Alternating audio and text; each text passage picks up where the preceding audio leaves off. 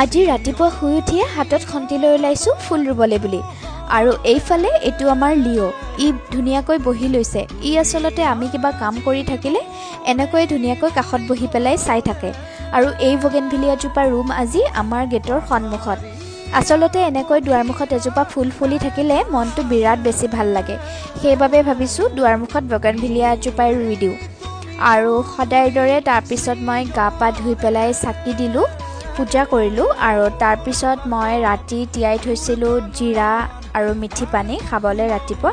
তাৰপিছত মই এয়া খাবলৈ ল'লোঁ আৰু মানুহজনৰ বাবে চাহ ৰেডি কৰিছোঁ। এইফালে এয়া ঘৰৰ পৰা মায়ে দি পঠিয়াইছিলে মুড়ি লাড়ু আৰু তিলৰ লাড়ু আৰু তাৰ লগতে বিস্কিট, আৰু মোৰ কাৰণে খাবলৈ ৰেডি কৰিছোঁ ব্লেক কফি। এতিয়া টাইম হ'ল 11:30 আৰু আমি ওলালোঁ ঘৰৰ পৰা। আজি যাম আমি আমাৰ ঘৰৰ কাৰ্টেইনছ ল'বলৈ। এয়া আহি পালোঁ আমি অশোকা ফাৰ্নিচিংছ, আৰু আমাৰ লগত কৰিশ্মা বাও আছে। এয়া আমি চাই আছোঁ, কাৰ্টেইন চিলেক্ট কৰি আছোঁ। ইয়াতে আচলতে খুব ধুনীয়া কালেকশ্যনছ আছে। আপোনালোকেও যদি আপোনালোকৰ ঘৰখন ধুনীয়াকৈ সজাম বুলি ভাবিছে তেতিয়াহ'লে ভিজিট কৰিব পাৰে অশোকা ফাৰ্নিচিংছ। অকল কাৰ্টেইনছেই নহয়, কাৰ্পেটৰ পৰা বেড কভাৰ, বেডশ্বীটছ আটাইবোৰ ইয়াতে পাই যাব। খুব ধুনীয়া কালেকশ্যনছ।